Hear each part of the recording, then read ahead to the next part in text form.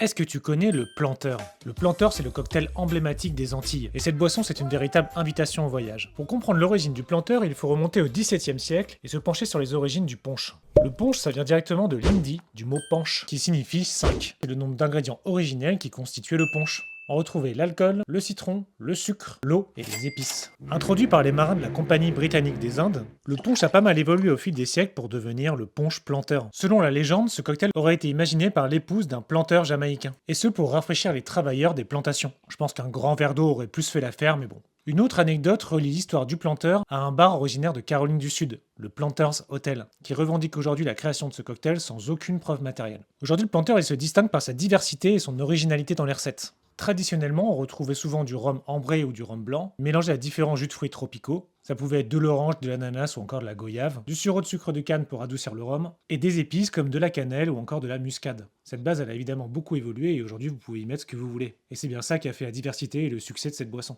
Mais pour vous présenter le planteur dit originel, j'ai décidé d'ouvrir une bouteille de Mama Sama, un planteur goyave cannelle qui respecte donc parfaitement les codes traditionnels du planteur. La base de ce cocktail est super intéressante, car le choix du rhum est un rhum blanc venant de la distillerie de Marie-Galante. Le sirop de sucre est fait maison à partir de sucre roux non raffiné, sans conservateur ni colorant. Et surtout, moi, ce qui m'intéressait, c'est la quantité de sucre. Car pour l'amateur de whisky sec que je suis, le sucre, c'est un peu devenu compliqué avec l'âge. Et ce planteur, contrairement aux autres que l'on peut trouver, il contient seulement 43 grammes de sucre par bouteille, contrairement aux autres qui titrent souvent entre 90 à 110 grammes de sucre par bouteille. Ça va donner évidemment un planteur plus sec, et qui surtout sera plus orienté sur les arômes de fruits et d'épices constituant sa recette.